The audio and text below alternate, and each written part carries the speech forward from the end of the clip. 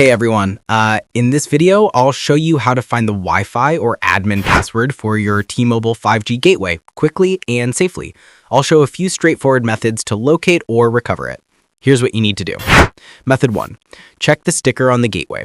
Look at the bottom or side of your T-Mobile 5G gateway. There's usually a sticker with the Wi-Fi network name, SSID, and Wi-Fi password, passphrase, and sometimes the admin username and password.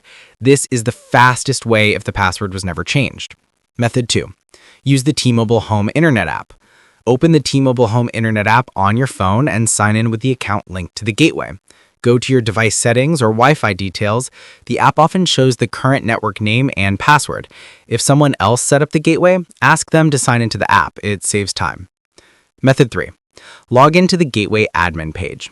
Connect a device to the gateway via Wi-Fi or Ethernet. Open a browser and go to the router's admin address, usually 192.168.12.1 or as shown on the sticker. Enter the admin username and password. Check the sticker or the app. Once logged in, find the wireless or Wi-Fi settings to view or change the password.